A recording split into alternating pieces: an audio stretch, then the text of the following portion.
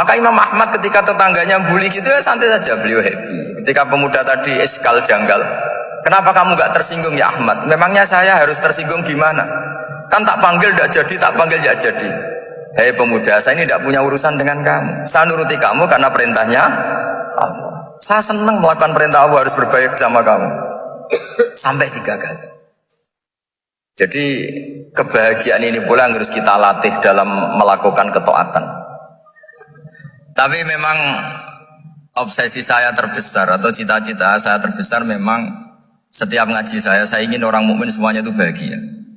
Dengan bahagia itu mereka tidak neko-neko ingin mencari kebahagiaan lewat jalur apa maksiat.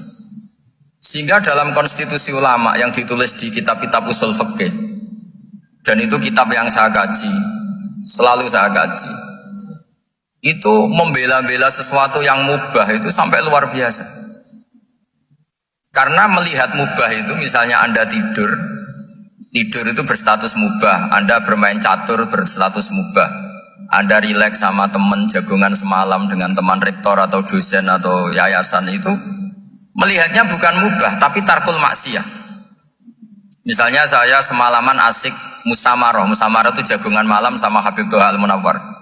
Itu Allah ngitungnya bukan, wah ini jagungan ngalor ngidul tidak penting tuh enggak. Malam itu bahak tidak ke dugem, tidak ke tempat maksiat. Sehingga ada ulama yang mengatakan mubah itu enggak ada. Saya ulang lagi, mubah itu enggak ada. Kan umumnya ulama bagikan wajib, ya kan, haram gitu. Terus diantaranya mubah, sunat, makruh. Ada ulama yang mengatakan mubah itu tidak ada. Kenapa? Logikanya begini, itsma min mubahin illa wa yatahaqqaqu bihi tarku haramimma. Karena tidak ada mubah yang Anda lakukan kecuali saat itu pasti ditinggalkannya sebuah keharaman. Misalnya Anda sedang jagungan sama istri di luar, di rumah, asik di rumah semalaman. Mungkin bahas hal-hal yang ringan. Mungkin melihat sinetron atau apalah yang ringan. Tapi di situ terjadi Anda meninggalkan ke tempat-tempat maksiat. Sekarang ninggal maksiat itu wajib apa mubah? Wajib. Padahal Anda sedang melakukanmu. Nah itu dicatat oleh Allah itu tarkul haram, meninggalkan keharam. Jika masyhur dalam cerita wali-wali itu, Abu Yazid yang seperti itu ibadahnya pernah tanya, ya Allah lalu yang makomnya orang seperti saya siapa? Karena beliau semalaman ibadah terus. Sama Allah dijawab, ya yang tidur di pinggir kamu itu. Abu Yazid, loh kok bisa ya Allah? Dia kan tidur terus. Ya kan dia tidur berarti meninggalkan keharaman. Ngomong sing potongan tukang maksiat tuh apik turu apik melek kira-kira gitu. Apik turu. Timbang sama nak melek pola wis turu ae kira-kira gitu. Jadi gak usah dipaksa tahajud, dipaksa qiyamul lail itu. Iya kalau qiyamul lail. Kalau dapat informasi, kesini ikut saya, terus katut kan repot. Jadi perlawanan terhadap maksiat itu sebetulnya gampang dalam Islam karena tadi nggak ada sesuatu yang mubah kecuali saat dilakukan berakibat meninggalkan keharaman. Mudah sekali. Jika banyak orang jadi wali itu karena melakukan mubah. Itu ada orang jadi wali itu karena sering makan. Ya makan biasa itu. Karena ketika makan, ya Allah, betapa doifnya saya. Katanya saya presiden, katanya saya rektor, saya kiai. Ternyata kalau nggak makan tuh lemes. Apa hebatnya makhluk yang bergantung makhluk yang lain, yaitu makanan. Nah karena seperti itu terus dia al-laja ilallah, terus dia sungkeman ning Allah. Betapa lemahnya saya. Sebab itu ketika Quran mengkritik dan dengan tanda kutip kemungkinan Tuhannya Isa bin Maryam, itu ngeritiknya sederhana Quran itu. Mal masih ibnu Maryam illa rasul qad khalas min qablihi rusul wa ummuhu siddiqah kana yaqulanit ta'am. Isa itu tidak Tuhan, wong dia makan. Kamu kebayang nggak misalnya punya Tuhan, wah tadi Tuhan mampir ke rumah saya, dia lemes. Setelah tak kasih makan sehat lagi gitu. Itu kan nggak kebayang ya. Tapi Tuhan marung di rumah saya, lemes tak gratisin, kayaknya tidak punya uang gitu. Setelah makan, wah gairah lagi. Kebayang nggak punya Tuhan seperti itu. Sehingga Quran kalau gojlok sederhana, karena yakulanit toa. Sehingga wali-wali itu kalau makan itu sadar lemahnya dirinya, betapa dirinya tergantung makanan. Sesuatu yang tergantung itu artinya tidak hebat, tidak Tuhan. Jadi untuk menjadi wali, untuk menjadi dapat ridhonya Allah itu sebenarnya sederhana. Termasuk ada cara jadi wali yang agak kacau, tapi ini ya benar, asal niatnya benar. Misalnya Unisula besar, ya kurang besar lagi. Kita sudah punya uang, kurang banyak uang lagi. Itu Nabi Ayub, itu kan seorang nabi. Pernah diuji Allah, ini ada di Sahih Bukhari. Nanti kamu tanya, hadisnya Sahih enggak? Ini ada di Sahih Bukhari. Kadang orang kota itu aneh, enggak ahli hadis tapi tanya, Sahih enggak? Padahal andaikan dibodohi Sahih, yang ngandel saja. Jadi kadang ya aneh. Enggak tahu kok tanya.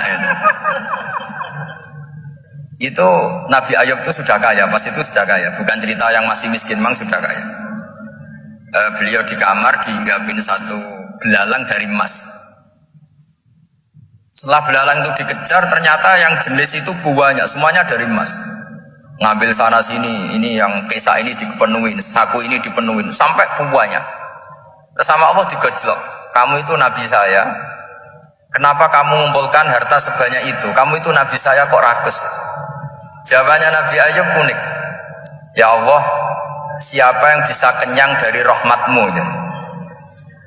Ya, jadi kalau kamu punya uang 1 miliar, kok ingin 1 miliar 100, ingin 1 miliar 200, itu cara ngitung bukan uang. Ya Allah, siapa yang bisa kenyang dari rahmatmu? Karena rahmat Allah tidak terbatas, sudah Gusti tenang saja. Meskipun saya gini, rahmat Anda tidak akan habis. Sehingga waroi ada ilmunya, tomak juga ada ilmunya, termasuk ragus itu juga ada ilmunya. Misalnya begini, ini contoh ragus yang ada ilmunya begini. Ini saya beri contoh. Mungkin yang boleh niru orang-orang soleh, kalau nggak soleh jangan. Imam Syafi'i ini cerita nyata. Imam Syafi'i itu dulu ketika ngaji masih muda itu nggak suka sama guru yang kaya.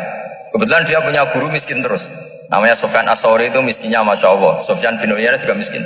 Jadi dia miskin, punya guru miskin terus. Sehingga idolanya ya sama guru-guru yang miskin.